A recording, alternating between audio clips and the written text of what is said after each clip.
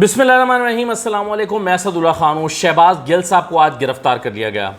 आज कुछ और लोगों की गिरफ़्तारी की भी कोशिशें होती रहीं, अफवाहें सरगर्म रहीं कि फ़लाँ भी गिरफ़्तार हो रहा है, फ़लाँ को भी गिरफ़्तार किया जा सकता है। आज दिन भर यही होता रहा। जो कुछ शहबाज गिल साहब ने कहा शायद वो उन्हें नहीं कहना चाहिए था, बल्कि यकीनन वो उन्हें नहीं कहना चाहिए था। शहबाज गिल साहब को इसलिए नहीं कहना चाहिए था क्योंकि फ़ौज जो है वो चेन ऑफ कमांड पे चलती है, और अगर नीचे के जवान अपनी हाई कमान का हुक्म मानने से इनकार कर दें तो फ़ौज का इदारा कायम नहीं रह सकता। हो सकता है जो कुछ शहबाज गिल साहब ने कहा उसका एक पस मंज़र हो, और रजीम चेंज ऑपरेशन के बाद से जो सूरत हाल डेवलप हुई है, जो चीज़ें हुई हैं, और जिस तरह से 25 मई के वाक़यात हुए हैं, बाकी चीज़ें हुई हैं, हो सकता है वो किसी ख़ास पैराए में बात कर रहे हो, लेकिन फिर भी उन्हें शायद ये बात नहीं कहनी चाहिए थी। लेकिन जो उनकी गिरफ़्तारी के साथ ये भी हो सकता था कि उन्हें तवज्जो दिलाई जाती और कहा जाता कि आपने गलत कहा है, तो वो इसकी वजाहत आकर पेश कर देते और वो कहते कि मेरा हरगिज़ ये मतलब नहीं है। और ऐसा हमने कई मरतबा देखा है।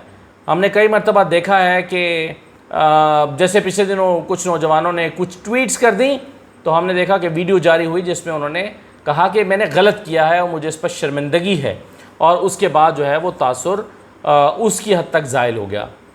तो शहबाज गिल साहब को ये वजाहत का मौका दिया जा सकता था, लेकिन उनकी गिरफ़्तारी का मतलब ये है कि जो हमारी हुकूमत है वो टेम्परेचर को हाई करना चाहती है। ये मैं आगे जाकर डिस्कस करता हूँ कि वो इस टेम्परेचर को इतना क्यों बढ़ाना चाहते हैं, उनके क्या मकासद हो सकते हैं। लेकिन बहरहाल जो कुछ हुआ सो हुआ। अब देखना यह है कि कल का दिन क्यों बहुत इम्पॉर्टेंट है पाकिस्तान तहरीक-ए-इंसाफ़ के लिए। देखें, जो कुछ हो रहा है इस वक्त मुल्क में, ये बहुत ही अफसोसनाक है और ये बहुत ही परेशान कुन भी है। बहुत से मुहिब्बे वतन पाकिस्तानियों को इस बात पे बड़ी तशवीश है कि सियासी मामलात में जिस तरह से फ़ौज को रगेदा जा रहा है और फ़ौज को जिस तरह से मुलव्वस किया जा रहा है, इसकी भी बहुत सारी वजूहात हैं। मैं उस डिबेट में भी नहीं जाता कि क्यों हो रहा है ऐसा, लेकिन ये मुल्क के लिए अच्छा नहीं है, ये फ़ौज के लिए अच्छा नहीं है, पाकिस्तान के दिफाई इदारे के लिए, दिफा के लिए अच्छा नहीं है। जिस तरह से हेलीकॉप्टर वाक़े के बाद की जो चीज़ें हुई, उसके लिए JIT भी बन गई। चलें, आपने उसमें कुछ प्रोब भी FIA ने किया भी, कुछ लोगों को पकड़ा भी, सारे मामलात हुए। लेकिन फिर इस सारी चीज़ों को जोड़ने की कोशिश की गई तहरीक-ए-इंसाफ़ के साथ कि जी ये तहरीक-ए-इंसाफ़ ने किया है और तहरीक-ए-इंसाफ़ ये मुनज़्ज़म कोशिश कर रही है, और तहरीक-ए-इंसाफ़ कह रही है कि हम नहीं कर रहे, हम इसकी मज़म्मत करते हैं जो कुछ हो रहा है। बाकायदा प्रेस कॉन्फ्रेंस में कहा गया हम मज़म्मत करते हैं जो कुछ हो रहा है, लेकिन कहा गया कि नहीं, आप ही कर रहे हैं और आप ही करा रहे हैं। तो ऐसा लगता था कि वो चंद बेवकूफ़ों ने जो ट्वीट्स इस ज़मन में की, उसको मज़ीद हवा दी गई है, क्या कह जी PTI करा रही है, PTI करा रही है, PTI करा रही है। यानी जिसकी तवज्जो इस पर, यानी अगर ये इशू चंद घंटे चलना था तो इस इशू को 5 दिन पर मुहित कर लिया गया हुकूमत की आखिबत नाअंदेशी और नाअहली की वजह से। यानी चंद लोगों ने वो अगर ट्वीट्स की या कुछ चीज़ें कहीं अपनी बेवकूफ़ी की वजह से या अपने एक थॉट की वजह से या अपने एक नापुख्ता ख्याल की वजह से, तो शायद शाम तक या अगले दिन तक दम तोड़ जाता, और फिर उसकी जो उनकी वजाहतें आ गई वो भी अपना किरदार अदा करती। लेकिन हुकूमत ने इस इशू को मरने नहीं दिया। उन्होंने कहा नहीं नहीं नहीं नहीं, ये इशू उठा के रखो क्योंकि इसमें पॉलिटिकली फ़ायदा है, और इसको जोड़ा गया कि ये तहरीक-ए-इंसाफ़ करा रही है। फिर JIT बना दी गई कि चेक करें कि तहरीक-ए-इंसाफ़ ही करा रही है। FIA को तहकीकात का हुक्म दे दिया गया। अब ये सारी सूरत हाल, इस सारी सूरत हाल में जो सिचुएशन पैदा हुई है वो टेम्परेचर को हाई कर रही है। अब उसी के रद्द-ए-अमल में शायद शहबाज गिल साहब ने ये बात की होगी जो मैंने फिर कहा कि नहीं होनी चाहिए, लेकिन बात नहीं होनी चाहिए थी। लेकिन देखते हैं कि अब अगला दिन, कल का दिन, 24 घंटे अगले बड़े इंपॉर्टेंट क्यों हैं। देखें, सबसे पहली बात तो यह है कि उन्हें यह फ़ैसला करना है पाकिस्तान तहरीक-ए-इंसाफ़ को कि इस गर्मा गर्मी में, जिसमें ना एक गिरफ़्तारी हुई है, बाकी होने का इम्कान है, और आज बनी गाला में भी पुलिस आ रही है, जा रही है, सिक्योरिटी है, इनसिक्योरिटी है, वो सब कुछ चलता रहा। अब ये तय करने की ज़रूरत है कि तहरीक-ए-इंसाफ़ को कि 13 अगस्त को ऐलान क्या करना है, 13 अगस्त को कितने दिन का अल्टीमेटम देना है और क्या ऐलान करना है। लॉन्ग मार्च का ऐलान करना है, इस्लामाबाद आना है, लाहौर जाना है, किधर को जाके बैठना है, क्या करना है, और ये कितने दिन में करना है। मेरा ख़्याल है ये डू एंड डाइस वाली सिचुएशन जो है ना, वो पाकिस्तान तहरीक-ए-इंसाफ़ के लिए इस वक्त बन गई है कि अब करेंगे तो करेंगे, वरना देर हो जाएगी। और हुकूमत जो है वो चढ़ाई कर देगी। तो मेरा ख़्याल है तहरीक इंसाफ को ये बहुत सोच समझ के कैलकुलेट करके ये फ़ैसला करना है कि 13 अगस्त को ऐलान क्या करना है। दूसरी बात यह है कि फ़ैसला ये करना है कि पंजाब में क्या हिकमत अमली बनानी है, क्योंकि इस वक्त पंजाब हुकूमत के ऊपर यह दबाव है कि जिस तरह से यहाँ वफाक में तहरीक इंसाफ के लोगों की गिरफ़्तारियाँ हो रही हैं, ऐसे ही नून लीग के रहनुमाओं की भी गिरफ़्तारियाँ होनी चाहिए। वो जिनके ऊपर पर्चे हैं या वो जिन पर शहबाज गिल ही की तरह की दी गई स्टेटमेंट्स की वजह से उन पर पर्चे दर्ज कराए जा सकते हैं।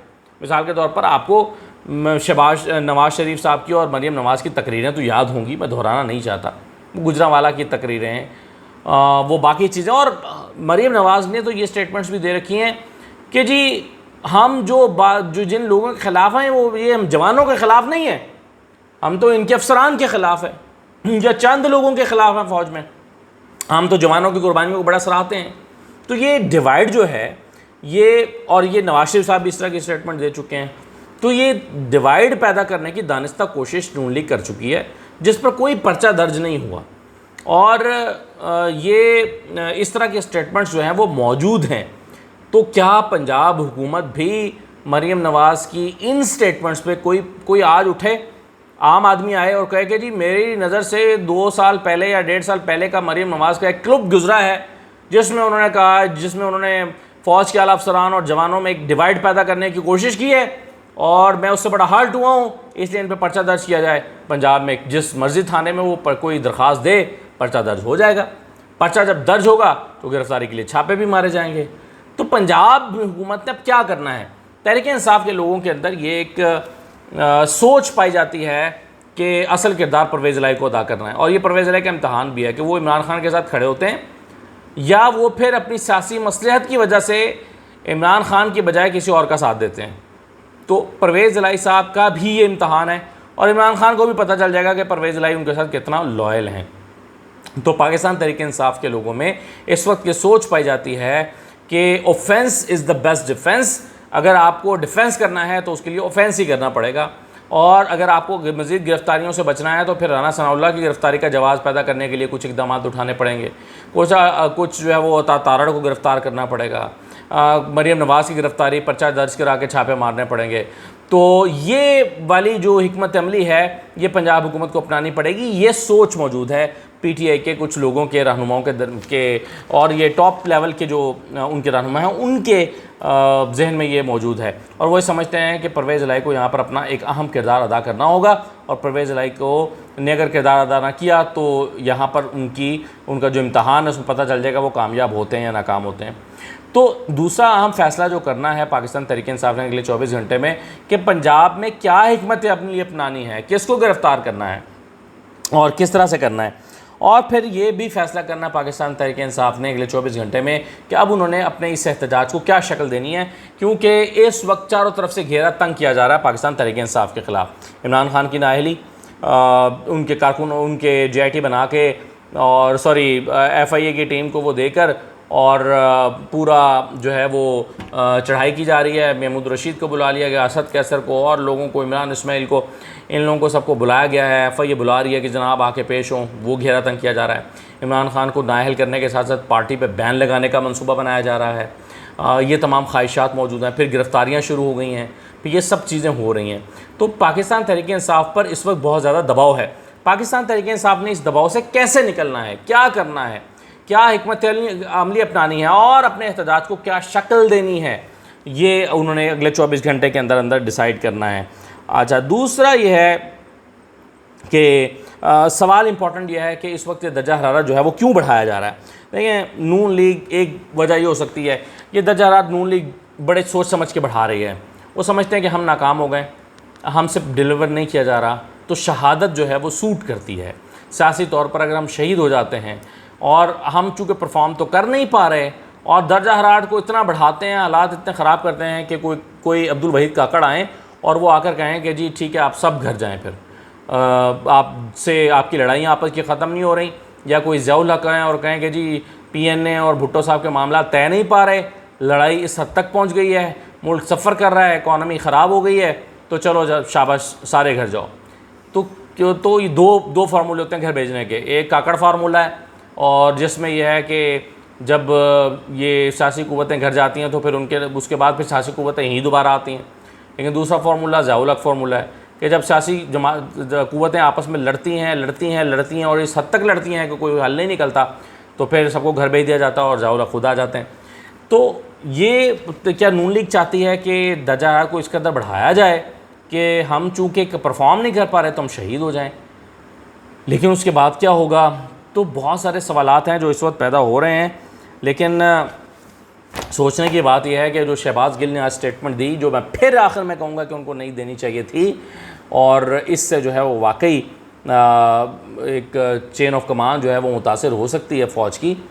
लेकिन इससे ज़्यादा सख्त बयानात नवाज़ शरीफ साहब और मरीम नवाज़ अपनी तकरीरों में दे चुके हैं, जिनके ख़िलाफ़ न FIR दर्ज हुई, न गिरफ़्तारी हुई, बल्कि उनको दरगुजर कर दिया गया।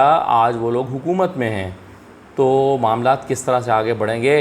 मैं फिर कहूँगा कि दर्जा हरारत इस कदर बढ़ गया है और इस कदर बढ़ रहा है कि ये खुदा न खास्ता अनफॉर्चुनेट सिचुएशन भी हो सकती है फ्यूचर में। आपकी इकॉनमी बिल्कुल नहीं चल रही, पहले ही नहीं चल रही, हालात अच्छे नहीं हैं। तो जो कुछ हो रहा है ऐसा लगता है कि मुल्क के मुफाद में नहीं हो रहा। इजाज़त दीजिए, अल्लाह हाफ़िज़।